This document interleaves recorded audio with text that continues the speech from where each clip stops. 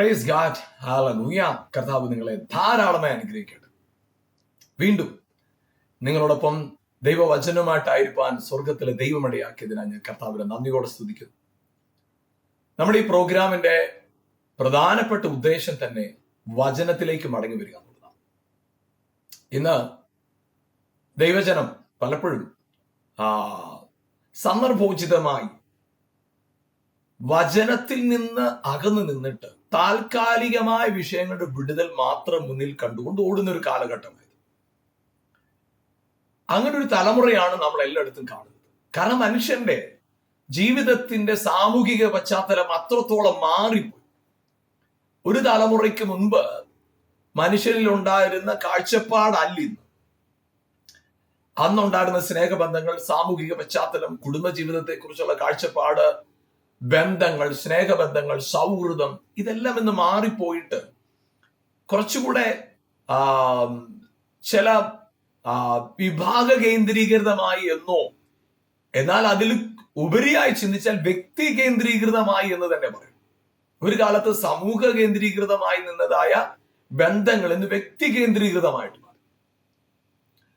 കുടുംബം പോലും അല്ല, വ്യക്തി കേന്ദ്രീകൃതമായിട്ട് മാറി. വ്യക്തികൾക്ക് പ്രസക്തി, എന്റെ കാര്യം. അപ്പൊ അത്രത്തോളം കാര്യങ്ങളിൽ സാമൂഹികമായ മാറ്റം വന്ന പോലെ ആത്മീക പശ്ചാത്തലത്തിലും ആത്മീക മേഖലകളിലും അതുപോലെ തന്നെ മാറ്റമുണ്ടായി. ഒരു കാലത്ത്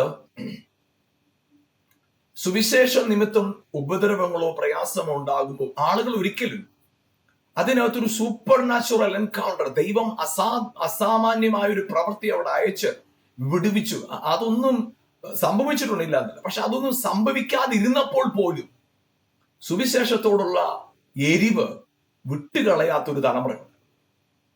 എന്നാൽ ഇന്ന് ജീവിതത്തിൽ അത്ഭുതങ്ങൾക്ക് വേണ്ടി കർത്താവിന്റെ അടുക്കൽ വരും. അത്ഭുതം നടക്കാതിരിക്കുമ്പോൾ അവരുടെ പഴയ ജീവിത ശൈലിയിലേക്ക് മടങ്ങിപ്പോകാനായിട്ട് അവർക്കൊരു മടിയുമില്ല. കാരണം അവര് ഉദ്ദേശിച്ച കാര്യം നടന്നില്ല. അതുകൊണ്ട് അവര് മടങ്ങിപ്പോകുന്നതിനകത്ത് തെറ്റ് കാണുന്നുമില്ല. അങ്ങനെ ഒരു കാലഘട്ടമായിട്ട്. എന്നാൽ വിശ്വാസ സമൂഹത്തിൽ നിൽക്കുന്നവരും അവരും പ്രതീക്ഷിക്കുകയാണ് ചില അത്ഭുതങ്ങൾ. അപ്പൊ അത്ഭുതങ്ങൾ ഉണ്ടെങ്കിൽ അവിടെ ദൈവമുണ്ട്. അത്ഭുതങ്ങളും അടയാളങ്ങളും വിവിധ വീര്യപ്രവർത്തികൾ നടക്കുമ്പോൾ അവിടെ പറയും കർത്താവ് ശക്തമായിട്ട് അവിടെ ഇറങ്ങി നിൽക്കുകയാണ്. കർത്താവ് ഇറങ്ങി നിൽക്കുന്നത് അത്ഭുതങ്ങളും അടയാളങ്ങളിലുമാണോ പ്രിയപ്പെട്ടവരെ? നിങ്ങൾ ചിന്തിച്ചു നോക്കുക. നമ്മുടെ കർത്താവായ യേശു ക്രിസ്തു, യേശുവിന്റെ ശുശ്രൂഷയുടെ ആരംഭം എന്ന് പറയുന്നത് ഒരു അത്ഭുതങ്ങളിൽ ആരംഭിച്ചു. ശരിയാണ്, വെള്ളത്തെ വീഞ്ഞാക്കി അടയാളങ്ങളുടെ ആരംഭമായി ഇത് ചെയ്തു. എന്നാൽ യേശുവിന്റെ ശുശ്രൂഷയുടെ ആരംഭ കാലത്ത് നമ്മൾ നോക്കുമ്പോൾ മത്തായിയുടെ സുവിശേഷം 5, 6, 7 അധ്യായങ്ങൾ വായിക്കുമ്പോൾ കർത്താവായ യേശു തന്റെ ശുശ്രൂഷയുടെ ആരംഭകാലത്ത് വചനം കൊണ്ട് ജനത്തെ ആശ്വസിപ്പിക്കാൻ കർത്താവ് പറഞ്ഞൊരു കാര്യം ഇതാ: ദരിദ്രരോട് സുവിശേഷം അറിയിപ്പാൻ, ബദ്ധന്മാർക്ക് വിടുതലും കുരുടന്മാർക്ക് കാഴ്ചയും പ്രസംഗിപ്പാൻ.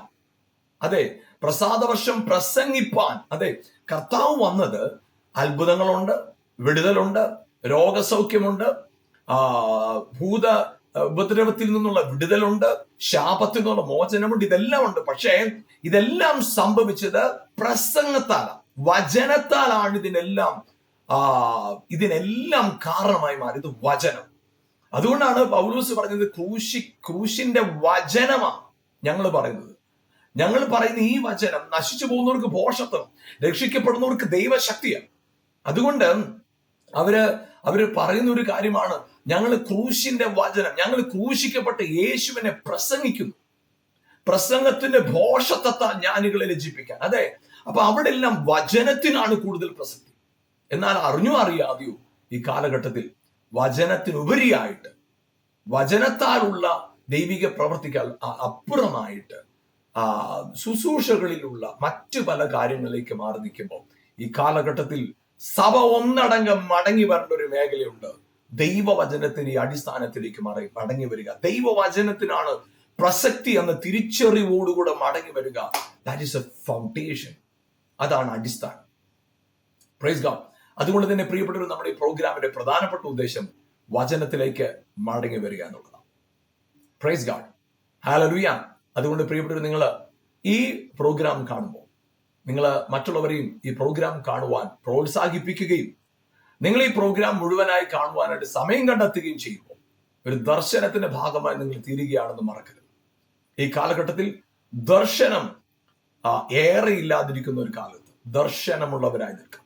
അതെ, ഹല്ലേലൂയ. പ്രിയപ്പെട്ടവരെ, ആ ദർശനത്തിന്റെ ഒരു നിലനിൽപ്പൽ അല്ലെങ്കിൽ ദർശനത്തിന്റെ സമാപ്തിക്ക് വേണ്ടി ഒരുമിച്ച് നിൽക്കാം. അതെ, അതിന് ഹല്ലേലൂയ നിങ്ങളുടെയും സഹകരണം ഞങ്ങൾ ആഹ്വാനം ചെയ്യുക. ഹല്ലേലൂയ. കർത്താവ് നമ്മൾ എത്രത്തോളം വചനത്തെ അനുസരിക്കുന്നു എന്ന് പറയുമ്പോൾ നമ്മൾ വചനമൊക്കെ കേട്ട് അതുപോലെ ചെയ്യാനായിട്ട് ശ്രമിക്കും. പ്രിയപ്പെട്ടവരെ, വചനത്തെ അനുസരിക്കുന്നതിനുപരിയായി തീർച്ചയായിട്ടും അനുസരിക്കണം. പക്ഷെ വചനത്തെ നിങ്ങൾ എത്രത്തോളം അനുവദിക്കുന്നു അത്രത്തോളം നിങ്ങൾ പാപത്തിൽ നിന്ന് മാറ്റപ്പെട്ടിരിക്കും. വചനത്തെ അനുസരിക്കുമ്പോഴല്ല നിങ്ങൾ പാപത്തിൽ നിന്ന് മാറി നിൽക്കുന്നത്. വചനത്തെ അനുസരിക്കാൻ നിങ്ങൾ ശ്രമിക്കുന്നതോട് നിങ്ങൾ പരാജയപ്പെടും. അതെ, കാരണം വചനത്തിൽ അങ്ങനെയാ പറയുന്നത്. ന്യായപ്രമാണത്തെ ദൈവം കൊടുത്തു, പക്ഷെ ജഡത്തിന്റെ ബലഹീനതയാൽ ന്യായപ്രമാണത്തിന് സാധിക്കാതെ പോയതിനെ സാധിപ്പിക്കാനാണ് യേശുവിനെ ഭൂമിയിലേക്ക് അയച്ചത്. റോമാലേഖനം 8:3. അപ്പോ നമ്മുടെ ബലഹീനതയ്ക്ക് നമ്മൾ വചനം അനുസരിക്കാനായിട്ട് ശ്രമിച്ചാൽ നമ്മൾ അവിടെ പരാജയപ്പെടും. എന്നാൽ എത്രത്തോളം വചനത്തെ ജീവിതത്തിൽ അനുവദിക്കുന്നു അത്രത്തോളം നമ്മുടെ ജീവിതത്തിന്റെ പശ്ചാത്തലം. വചനത്തെ അനുവദിക്കുക, allow the word of God, അനുവദിക്കുക, ദൈവവചനത്തെ അനുവദിക്കുക. Praise God. അതേ പ്രിയപ്പെട്ടവരെ, അതാണ് അനിവാര്യം. ഒന്ന് ചിന്തിച്ചു നോക്കുക. നമ്മുടെ നാട്ടിലേക്ക് ഇന്ന് പുതിയ പുതിയ ഹോസ്പിറ്റലുകൾ ഇങ്ങനെ പുതിയതായി ധാരാളം ഹോസ്പിറ്റലുകൾ വരുന്നുണ്ട് നമ്മുടെ നാട്ടിൽ എല്ലായിടത്തും. പക്ഷെ പുതിയ ഹോസ്പിറ്റലുകൾ വരുന്നത് കൊണ്ട് അവിടെ രോഗികളുടെ എണ്ണം ഒന്നും കുറയുന്നു. അവിടെ ഒരു വ്യക്തി ആ ഹോസ്പിറ്റൽ കോമ്പൗണ്ടിന്റെ തൊട്ടടുത്ത് താമസിക്കുന്നത് കൊണ്ട് അദ്ദേഹത്തിന് രോഗം സൗഖ്യമാണോന്നൊന്നുമില്ല. ആ ഹോസ്പിറ്റലിൽ ഒരു വ്യക്തി ജോലി ചെയ്യുന്ന വ്യക്തിയാണ്, അഡ്മിനിലോ അല്ലെങ്കിൽ മറ്റെന്തെങ്കിലും മെഡിക്കൽ ഡിപ്പാർട്ട്മെന്റിൽ ജോലി ചെയ്യുന്ന ഒരാളായിരിക്കും. ജോലി ചെയ്യുന്നത് കൊണ്ട് ആ വ്യക്തിയുടെ രോഗം സൗഖ്യമാണെന്നില്ല. പക്ഷെ എപ്പോഴാണോ ഒരു വ്യക്തി, ഞാൻ രോഗിയാണ്, എനിക്ക് സൗഖ്യം ആവശ്യമുണ്ട്, അതുകൊണ്ട് എനിക്കൊരു ചികിത്സ വേണം, ഞാൻ എന്റെ ശരീരത്തെ ചികിത്സയ്ക്ക് അനുവദിക്കുന്നു എന്ന്, അല്ലെങ്കിൽ ആ രോഗസൗഖ്യത്തിനുള്ള പ്രക്രിയകൾക്ക് ഞാൻ എന്റെ ശരീരത്തെ വിട്ടുതരുന്നു എന്ന് ഒരു വ്യക്തി തീരുമാനമെടുത്ത് വിട്ടുകൊടുക്കുമ്പോഴാണ് ആ ശരീരത്തിൽ ആ സ്ഥാപനം ചികിത്സ ആരംഭിക്കും, അല്ലെങ്കിൽ അതിനെ ഉത്തരവാദിത്തപ്പെട്ടവർ ചികിത്സ ആരംഭിക്കും. അത് നിമിത്തം, ആ പ്രക്രിയ നിമിത്തം അദ്ദേഹത്തിന്റെ രോഗസൗഖ്യം ആവുകയും ചെയ്യും. നിങ്ങൾ എത്രത്തോളം വചനം കേൾക്കുന്നു എന്നതല്ല, ഹോസ്പിറ്റലിനകത്ത് ജോലി ചെയ്യുന്നതുകൊണ്ട് സൗഖ്യം ഉണ്ടാവണമെന്നില്ല. ഹോസ്പിറ്റലില് ചികിത്സിക്കുന്ന വിഭാഗത്തിൽ നിങ്ങൾ ജോലി ചെയ്യുന്നതുകൊണ്ട് നിങ്ങൾക്ക് സൗഖ്യമാവണമെന്നില്ല. ചികിത്സിക്കുന്ന ഡിപ്പാർട്ട്മെന്റിൽ നിങ്ങൾ ജോലി ഇല്ലില്ല, നിങ്ങൾ ചികിത്സ കേൾപ്പിച്ചു കൊടുക്കുമ്പോഴാണ് നിങ്ങൾക്ക് സൗഖ്യം ഉണ്ടാവും. അപ്പൊ നമുക്ക് ദൈവവചനത്തെ കേൾക്കുന്നു, ദൈവവചനത്തിന് വേണ്ടി പ്രവർത്തിക്കുന്നു, ഓടുന്നു എന്നതല്ല. വചനത്തെ നിങ്ങൾ അനുവദിക്കുമ്പോൾ നിങ്ങൾ വചനം അത്ഭുതം ചെയ്യും.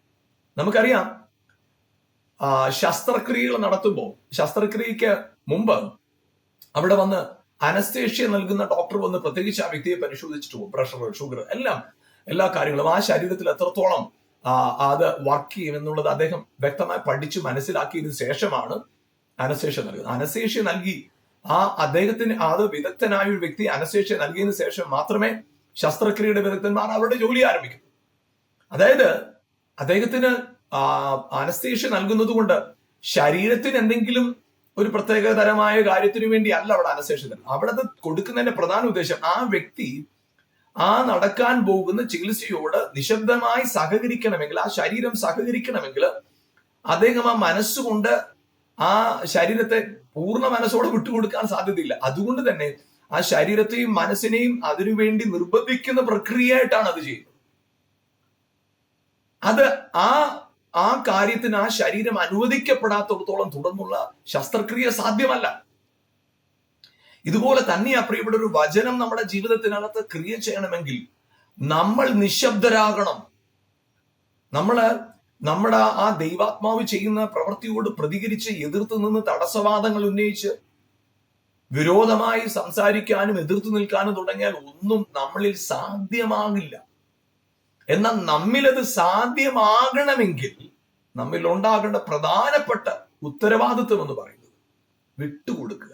എത്രത്തോളം വചനം നമ്മുടെ ജീവിതത്തിൽ പ്രവർത്തിക്കാനായിട്ട് അനുവദിക്കുന്നു അത്രത്തോളം നമ്മുടെ ജീവിതത്തിനകത്ത് വചനം ക്രിയ ചെയ്യാൻ തുടങ്ങും. ഇന്ന് പ്രിയപ്പെട്ടവരെ, നിങ്ങൾ വചനം കേൾക്കുന്നവരാണ്, വചനത്തിന് വേണ്ടി ഓടുന്നവരാണ്. വചനത്തിന് വേണ്ടി കൊടുക്കുന്നവരാ, വചനം പറയുന്നവരാ. ഞാൻ അല്പം മുമ്പ് പറഞ്ഞ ഉദാഹരണം പോലെ ഹോസ്പിറ്റലിൽ ജോലി ചെയ്യുന്നവരാ, അനേകരുടെ സൗഖ്യത്തിന് വേണ്ടി ഓടുന്നവരാ. പക്ഷേ ആ ഓടുന്ന ഒരു വ്യക്തി ചികിത്സയ്ക്ക് അനുവദിക്കുമ്പോഴാണ് ആ വ്യക്തിയിൽ സൗഖ്യം ഉണ്ടാകുന്നത്.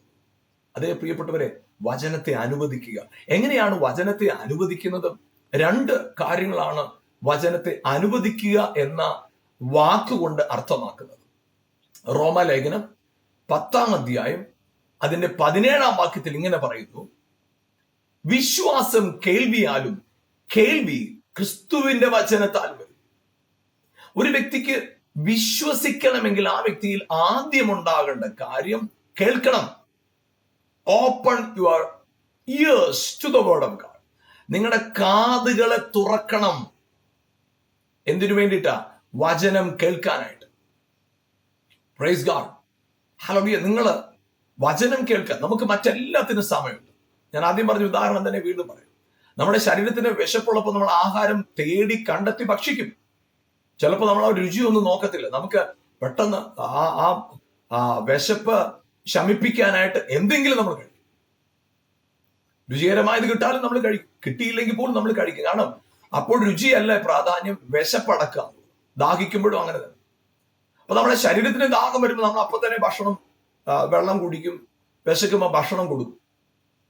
അതുപോലെ തന്നെ ശരീരത്തിന് എന്തെങ്കിലും രോഗം വന്നാൽ, ക്രമരഹിതമായിട്ട് എന്തെങ്കിലും ശരീരത്തിൽ സംഭവിച്ചാൽ, ഒരു വേദന വരുന്നു, ഉടനടി തന്നെ നമ്മൾ വേഗം അതിനു വേണ്ടുന്ന ചികിത്സ നമ്മൾ കണ്ടെത്തും. അതുകൊണ്ടാണല്ലോ നമ്മൾ വേഗം വേദനയുള്ള സ്ഥലത്ത് ചിലപ്പോൾ ബാം പുരട്ടും. അതുപോലെ തന്നെ വേദന സംഹാരികൾ കഴിക്കും, പെയിൻ കില്ലർ കഴിക്കും. എന്തിനാണ്? ആ വേദന ശരീരത്തിൽ നിന്ന് ഒഴിവാക്കാനായിട്ട്. തുടർന്ന് നമ്മൾ ആ രോഗത്തിന് വേണ്ടി ചികിത്സിക്കുകയും ചെയ്യും. അത് നമ്മൾ ചെയ്യും. ശരീരത്തിന് പ്രയാസം ഉണ്ടെങ്കിൽ നമ്മൾ we are more conscious about physical problem.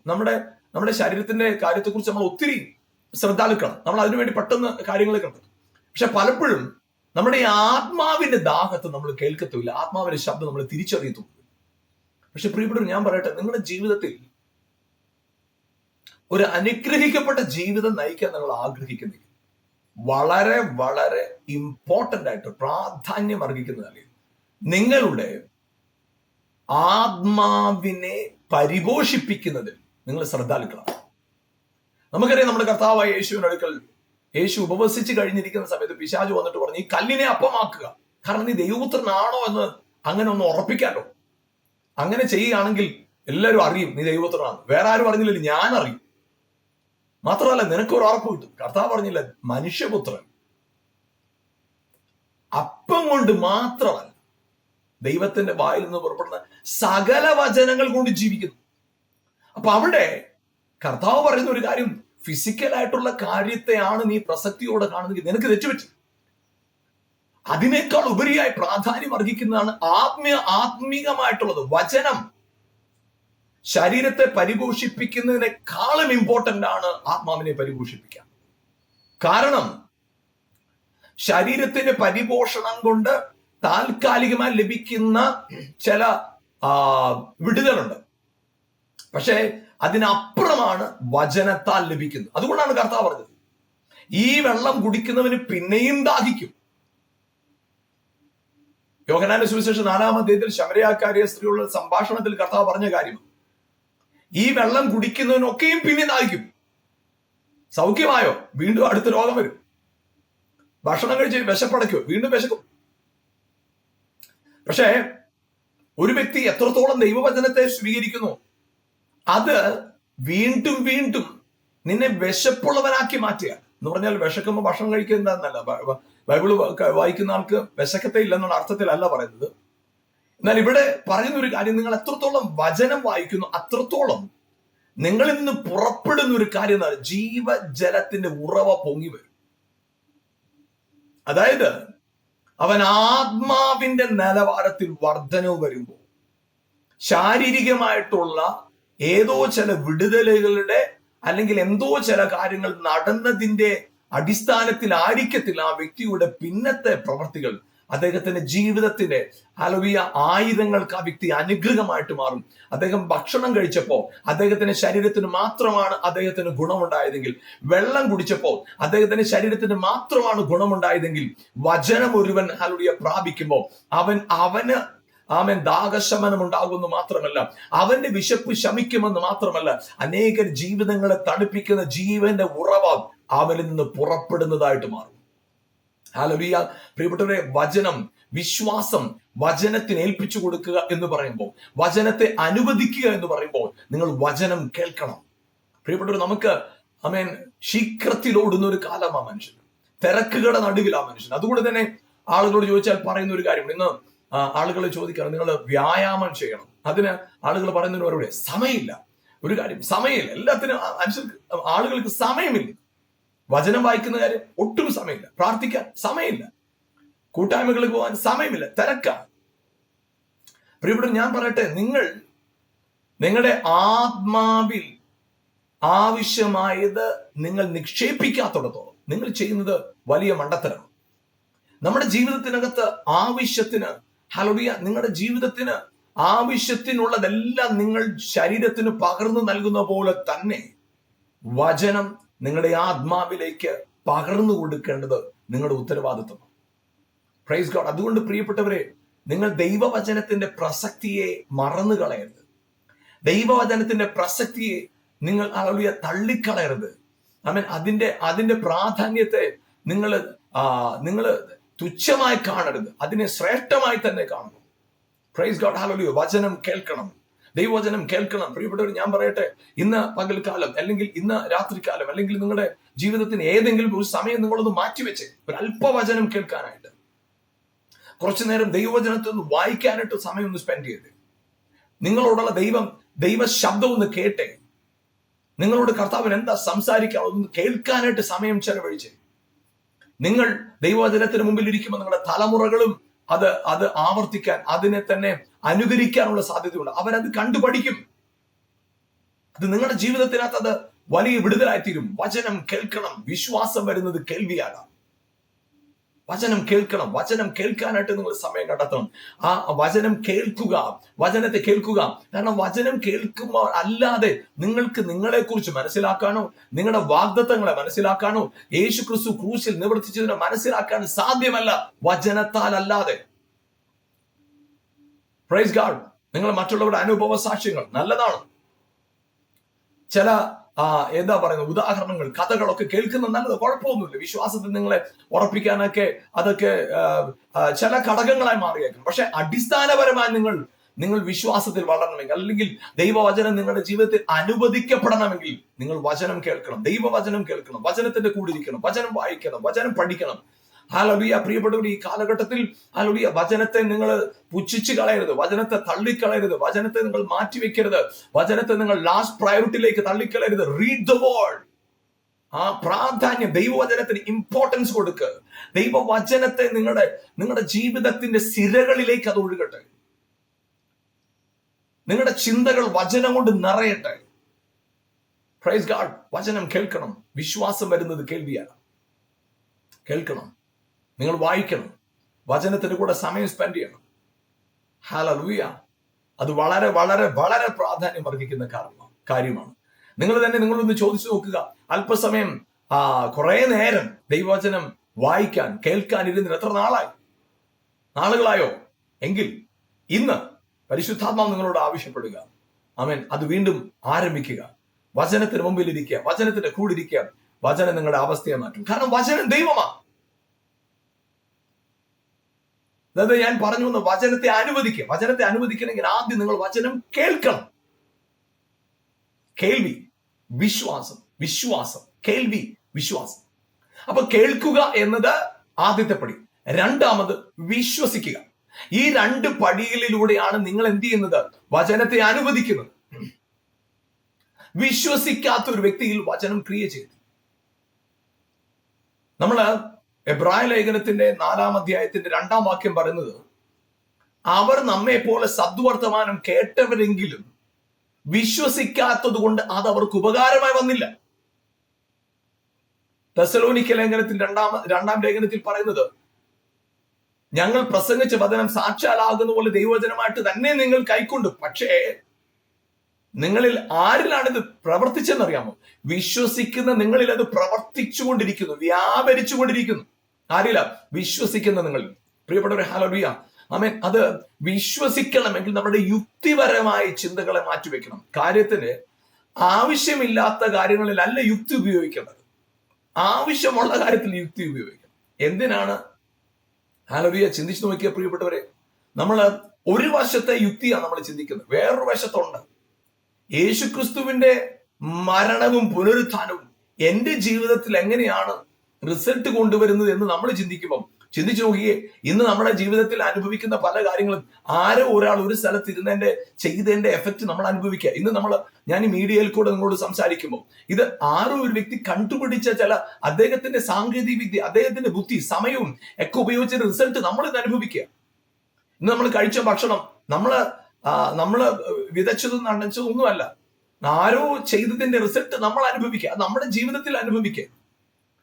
അതിന് നമ്മൾ എന്ത് ചെയ്തു? നമ്മൾ ചില വില കൊടുത്തു, നമ്മൾ അതിനുവേണ്ടി കാര്യങ്ങൾ ചെയ്തു, അതിന്ന് നമ്മുടെ സ്വന്തമായിട്ട് മാറി. പ്രിയപ്പെട്ടവർ, യേശുക്രിസ്തു, ആമേൻ, ഹല്ലേലൂയ, ഈ മറ്റുള്ള കാര്യങ്ങളെല്ലാം ആരോ ചെയ്തതിന്റെ റിസൾട്ട്, വിളവ് നമ്മൾ അനുഭവിക്കുന്നെങ്കിൽ, ഇന്ന് ചിന്തിച്ചു നോക്കി, പ്രകൃതിക്ഷോഭങ്ങൾ അല്ലെ പല കാര്യങ്ങളും ആരൊക്കെയോ പണ്ട് ഒരു കാലത്ത് ചെയ്ത ശരീരം തെറ്റുകളുടെ റിസൾട്ട് ഇന്ന് ലോകം മുഴുവൻ അനുഭവിക്കുന്നെങ്കിൽ, ഞാൻ ചോദിക്കട്ടെ, ആമേൻ, ആത്മമണ്ഡലത്തിൽ എന്റെ കർത്താവ് നിങ്ങളുടെയും എന്റെയും പാപത്തിനു വേണ്ടി ക്രൂശിൽ മരിച്ച് നിങ്ങളുടെയും എന്റെയും പാപത്തിന് വില കൊടുത്തതിന്റെ റിസൾട്ട് ഞാൻ അനുഭവിക്കുന്നില്ലേ? അനുഭവിക്കും. അത് നമ്മുടേതാണ്. യേശുവിന്റെ ക്രൂശ് മരണത്തിന്, ഹല്ലേലൂയ, അതിന്റെ റിസൾട്ടാണ് ഞാൻ. എനിക്ക് എന്റെ ജീവിതത്തിൽ വ്യക്തമായി പറയാൻ സാധിക്കും, യേശുവിന്റെ ക്രൂശ് മരണമാണ് എന്റെ ജീവിതത്തിന്റെ അനുഗ്രഹത്തിന്റെ അടിസ്ഥാനം. യേശു എനിക്ക് വേണ്ടി മരിച്ചതാണ്.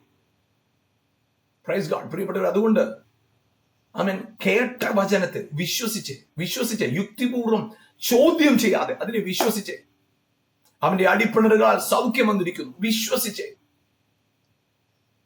അവന്റെ രക്തം എന്റെ പാപത്തെ കഴുകി എന്നെ ശുദ്ധീകരിച്ചു, വിശ്വസിക്കുന്നവരെ നീതീകരിക്കുന്നവനാണ്. വിശ്വസിക്കുക. അത് നിങ്ങളുടെ അകത്ത് നീതിയായി മാറും, ജയമായി മാറും, വിടുതലായി മാറും. നിങ്ങൾ ഒരു അനുഗ്രഹമായി തീരുമെന്നതിന് ഒരു സംശയവും വേണ്ട, ഒരു സംശയവും വേണ്ട. എത്രമാത്രം ചോദ്യങ്ങൾ നിങ്ങളുടെ മുമ്പിലുണ്ടെങ്കിലും, എത്രമാത്രം കട്ടും ചുവപ്പാണ് നിങ്ങളുടെ പാപമെങ്കിലും, നിങ്ങളുടെ ജീവിതത്തിന് എത്രത്തോളം വെല്ലുവിളികൾ മുമ്പിൽ നിൽപ്പുണ്ടെങ്കിലും, നിങ്ങൾ അതിനെ കാര്യമായിട്ട് എടുക്കുക. യേശുവിന്റെ രക്തം നിങ്ങളുടെ പാപത്തെക്കാൾ ശക്തമേറിയതാണ്, പിശാചിന്റെ പ്രവൃത്തിയേക്കാൾ ശക്തമേറിയതാണ്, നിങ്ങളുടെ ശാപത്തെക്കാൾ ശക്തമേറിയതാണ്. അവന്റെ അടിപ്പിണരാൽ സൗഖ്യം വന്നിരിക്കുന്നു. അവൻ മരത്തിൽ തൂങ്ങി മരിച്ചുകൊണ്ട് നമ്മൾ അനുഗ്രഹിക്കപ്പെട്ടിരിക്കുക. അവന്റെ രക്തത്താൽ പാപം കഴുകപ്പെട്ടു. അവൻ ദരിദ്രനായി തീർന്നുകൊണ്ട് നമ്മുടെ ദാരിദ്ര്യം മാറിപ്പോയി. പ്രിയപ്പെട്ടവരെ, വചനത്തെ അനുവദിക്കുമ്പോൾ, നിങ്ങൾ അനുവദിക്കുന്ന വചനം നിങ്ങളുടെ ജീവിതത്തിന്റെ അവസ്ഥയെ മാറ്റും. വചനം പറയുന്നത് സത്യം നിങ്ങൾ അറിയുകയും, യോഹന്നാന്റെ സുവിശേഷം 8:32, വചനം സത്യം നിങ്ങൾ അറിയുകയും സത്യം നിങ്ങളെ സ്വതന്ത്രരാക്കും. അതെ, സത്യത്തിന് മാത്രമേ നിങ്ങളെ സ്വതന്ത്രരാക്കാൻ കഴിയൂ. നിങ്ങൾ അറിയേണ്ട സത്യം ഇതാ: നിങ്ങൾ ക്ഷമിക്കപ്പെട്ടവരാണ്, നിങ്ങൾ അനുഗ്രഹിക്കപ്പെട്ടവരാണ്, നിങ്ങൾ സമൃദ്ധിയിലാണ്, നിങ്ങൾ നീതീകരിക്കപ്പെട്ടവരാണ്. ഇതും തിരിച്ചറിഞ്ഞ് വചനത്തെ അനുവദിച്ചേ ഇപ്പോൾ തന്നെ നിങ്ങളുടെ കുറ്റബോധം മാറി, നിങ്ങളുടെ ആമേൻ ശാപം മാറി, ഹല്ലേലൂയ, നിങ്ങളുടെ രോഗം മാറി, നിങ്ങളുടെ ദാരിദ്ര്യം മാറി, നിങ്ങളുടെ അവസ്ഥ മാറ്റാനായിട്ട് നിങ്ങൾ കേൾക്കുന്ന, വിശ്വസിക്കുന്ന വചനം കേൾക്കുകയും വിശ്വസിക്കുകയും ചെയ്യുമ്പോൾ നിങ്ങൾ വചനത്തെ അനുവദിക്കുകയാണ് നിങ്ങളിൽ അസാധാരണമായ കാര്യം ചെയ്യാനായിട്ട്. വചനം എന്ത് പറയുന്നു അത് സാധ്യമാക്കാൻ, അതിനെ നിവർത്തിക്കാൻ നിങ്ങൾ അനുവദിക്കുകയാണ് വചനത്തെ വിശ്വസിക്കുക. അതേ പ്രിയപ്പെട്ടവരെ, വിശ്വസിക്കുക. നിങ്ങൾ വചനത്തെ വിശ്വസിക്കുക. നിങ്ങളുടെ അവസ്ഥയെ മാറ്റിമറിക്കാൻ വചനത്തിന് കഴിയും. വചനത്തിന് കഴിയും. തളരരുത്, പതറരുത്, നിരാശപ്പെടരുത്. ആളുകൾ നിങ്ങളെ ചോദ്യം ചെയ്തതും, ആളുകൾ നിങ്ങളെ ശപിച്ചതും, ആളുകൾ നിങ്ങളെ കുറ്റം വിധിച്ചതും നിങ്ങളുടെ അകത്ത് കുറ്റബോധമായി കയറാതെ വിട്ടിവിരിക്കുന്ന ഒരു ദൈവമുണ്ട്. എനിക്ക് ദൈവ പൈതൽ എന്ന പദവിക്കപ്പുറമായി വേറൊരു പദവി എനിക്കില്ല. എനിക്ക് ക്രിസ്തുവിൽ സ്വാതന്ത്ര്യമുണ്ട്, എനിക്ക് ക്രിസ്തുവിൽ രോഗസൗഖ്യമുണ്ട്, എനിക്ക് ക്രിസ്തുവിൽ സമൃദ്ധിയുണ്ട്. എന്റെ അവകാശമാണ്. കാരണം ക്രിസ്തു മുഖാന്തരം ഞാൻ ദൈവത്തിന്റെ പൈതലാണ്. ആ ബോധ്യം നിങ്ങളുടെ അകത്ത് വരട്ടെ. ഇന്ന് നിങ്ങളിൽ അത്ഭുത സൗഖ്യം ഉണ്ടാകുമ്പോൾ, വിടുവിക്കപ്പെടുന്ന ഒരു കർത്താവ്, വിടുവിക്കുന്ന ഒരു കർത്താവ് നിങ്ങളായിരിക്കുന്ന സ്ഥലത്തെ ഇറങ്ങി വന്ന് നിൽക്കുക. വിശ്വസിച്ച് ഇപ്പോൾ തന്നെ നിങ്ങൾ അത്ഭുതങ്ങളെ കാണും. നമുക്ക് ഒരുമിച്ച് പ്രാർത്ഥിക്കാം. ഞങ്ങളുടെ നല്ല കർത്താവെ കേൾപ്പിച്ച വചനത്തിനായി സ്തോത്രം. വചനത്തെ വിശ്വസിക്കുമ്പോൾ ദാരിദ്ര്യത്തിൽ നിന്ന്, ശാപത്തിൽ നിന്ന്, രോഗത്തിൽ നിന്ന്, പാപത്തിൽ നിന്ന് വിടുവിക്കുന്ന കർത്താവ്, അതേ കർത്താവെ ഇപ്പോൾ തന്നെ അവരുടെ അകത്ത് തളം കെട്ടി നിൽക്കുന്ന പാപത്തിന്റെ ശക്തികൾ കെട്ടുപൊട്ടി മാറിപ്പോകട്ടെ. സ്വാതന്ത്ര്യം അവരുടെ അകത്തുണ്ടാകട്ടെ. അവരുടെ അകത്തുനിന്ന് ആ ഭാരങ്ങൾ മാറിപ്പോകട്ടെ. കർത്താവിന്റെ വീര്യപ്രവൃത്തി അവരിൽ സംഭവിക്കട്ടെ. കർത്താവെ ഹല്ലേലൂയ. കർത്താവിന്റെ മഹത്വം വെളിപ്പെടട്ടെ. കർത്താവെ രോഗം, ദാരിദ്ര്യത്താൽ ഭാരപ്പെടുന്നവർ യേശുവിന്റെ നാമത്തിൽ ഇപ്പോൾ തന്നെ അവരുടെ ശരീരത്തിൽ നിന്ന് രോഗത്തിന്റെ അവസ്ഥകൾ മാറിപ്പോകട്ടെ. അവർക്ക് വചനം കേൾക്കുവാൻ, വചനത്തെ വിശ്വസിപ്പാനും, അത് തങ്ങളുടെ ജീവിതത്തിനകത്ത് അതിനെ പ്രായോഗികമാക്കുവാനും, അതിന്റെ ശക്തിയെ തിരിച്ചറിയാനും കർത്താവിനെ ഇടയാക്കണം. അവരുടെ എല്ലാ പ്രതികൂലങ്ങളും മാറിപ്പോകട്ടെ, എല്ലാ പ്രതിസന്ധികളും മാറിപ്പോകട്ടെ. അത്ഭുതകരമായ വിടുതൽ അവരിൽ ഇപ്പോൾ തന്നെ സംഭവിക്കട്ടെ. ജീവൻ വെളിപ്പെടട്ടെ. കർത്താവെ ജീവൻ വെളിപ്പെടട്ടെ. ഇപ്പോൾ തന്നെ യേശുവിന്റെ നാമത്തിൽ പ്രാർത്ഥിക്കുമ്പോൾ കർത്താവെ രോഗത്താൽ, ദാരിദ്ര്യത്താൽ, ഹല്ലേലൂയ, ശാപത്താൽ, കുറ്റബോധത്താൽ നിറഞ്ഞിരിക്കുന്നവരുടെ മേൽ ഇപ്പോൾ തന്നെ യേശുവിന്റെ നാമത്തിൽ നീതിയുടെ ബോധം അവരുടെ അകത്ത് വരട്ടെ. രോഗസൗഖ്യമുണ്ടാകട്ടെ. അനുഗ്രഹത്തിന്റെ ഉറപ്പ്, സമൃദ്ധിയുടെ ഉറപ്പ് അവരുടെ ഉണ്ടാകട്ടെ. യേശുവിന്റെ നാമത്തിൽ ഇപ്പോൾ പ്രാർത്ഥിക്കുമ്പോൾ കർത്താവെ നിന്റെ സാന്നിധ്യം അവരെന്ന് അനുഭവിക്കേണ്ട. കർത്താവ് അവരായിരിക്കുന്ന ഭവനത്തിനകത്ത്, അവരായിരിക്കുന്ന ജോലി സ്ഥലത്ത് ഈ നിമിഷം തന്നെ കർത്താവ് ഹല്ലേലൂയ, ഈ പ്രോഗ്രാം കാണുന്ന നിമിഷം തന്നെ കർത്താവെ അവരുടെ ശരീരത്തിൽ അവരായിരിക്കുന്ന സ്ഥലത്ത് ദൈവ സാന്നിധ്യത്തെ ഒന്ന് അനുഭവിക്കട്ടെ. ഇപ്പോൾ തന്നെ യേശുവിന്റെ നാമത്തിൽ അവർക്ക് വിരോധമായിട്ട് നിൽക്കുന്ന എല്ലാ തിന്മകളെയും യേശുവിന്റെ നാമത്തിൽ ശാസിക്കുന്നു. ഇപ്പോൾ തന്നെ അത് ശരീരത്തെ വിട്ട് മനസ്സിനെ വിട്ടുമാറട്ടെ. കർത്താവ് ജീവൻ അവരുടെ അകത്ത് വെളിപ്പെടട്ടെ. സന്തോഷവും സമൃദ്ധിയും അനുഗ്രഹവും അവരുടെ അവകാശമായി തീരട്ടെ. കർത്താവ് അവരെഴുന്നേൽക്കട്ടപ്പ, അങ്ങേക്കാട്ട് എഴുന്നേൽക്കട്ടെ. നാഥാ അവരെ ഉയർത്തി മാനിക്കുന്നതിനായി സ്തോത്രം. ഒരു അനുഗ്രഹമാക്കി അവരെ നിർത്തുന്നതിനായി സ്തോത്രം. ഞങ്ങളുടെ കരങ്ങളിൽ ഏൽപ്പിക്കുന്നു എല്ലാ മഹത്വവും അറുക്കപ്പെട്ട കുഞ്ഞാടികൾ യേശുവിൻ നാമത്തിൽ പിതാവേ, ആമേൻ, ആമേൻ. ഹല്ലേലൂയ. വചനത്തെ അനുവദിക്കുക, കേൾക്കുക, വിശ്വസിക്കുക. അത് നിങ്ങളുടെ ജീവിതത്തിന്റെ അസാധാരണ തലത്തിലേക്ക് നിങ്ങളെ കൊണ്ടുവരാനായിട്ട് ശക്തിയുണ്ട് ദൈവവചനത്തിൽ. ആകയാൽ നിങ്ങളെ കർത്താവ് ധാരാളമായിട്ട് അനുഗ്രഹിക്കട്ടെ. നിങ്ങൾ ഈ പ്രോഗ്രാം മറ്റുള്ളവർക്ക് പരിചയപ്പെടുത്തുകയും ഒപ്പം നിങ്ങൾ ഈ പ്രോഗ്രാമിന് വേണ്ടി പ്രാർത്ഥിക്കുകയും ചെയ്യും. നിശ്ചയമായിട്ടും ഇത് 10,000-ങ്ങൾക്ക് അനുഗ്രഹമായി തീരാനായിട്ട്, ഇത് അനേകർക്ക് ഇത് അനുഗ്രഹമായി തീരുന്നു എന്ന് കേൾക്കാൻ സാധിക്കുന്നത് വളരെയേറെ സന്തോഷമാണ്. എല്ലാ ദിവസവും ഞങ്ങൾക്ക് സാക്ഷ്യങ്ങളും ഫോൺ കോളുകളും വരുന്നുണ്ട് ജീവിതത്തിൽ കർത്താവ് ചെയ്ത പ്രവൃത്തികളെ കുറിച്ച്. വളരെ സന്തോഷം. അതുകൊണ്ട് തന്നെ നിങ്ങളുടെ പ്രാർത്ഥന ഈ പ്രോഗ്രാമിന് വളരെയേറെ ആവശ്യമാണ്. നിങ്ങൾ പ്രാർത്ഥിക്കുക. ഇത് കേൾക്കുന്നവർ, കാണുന്നവരുടെ ജീവിതത്തിനകത്ത് വലിയ ദൈവപ്രവൃത്തി കാണാൻ, അവരുടെ ജീവിതം ഒരു അനുഗ്രഹമായി തീരാനായിട്ട് നിങ്ങൾ ഓർത്ത് പ്രാർത്ഥിക്കുക. അതുപോലെ തന്നെ ഈ പ്രോഗ്രാം മറ്റുള്ളവർക്ക് പരിചയപ്പെടുത്തുകയും ചെയ്യുക. കർത്താവ് നിങ്ങളെ ധാരാളമായി അനുഗ്രഹിക്കട്ടെ. God bless you. ആമേൻ.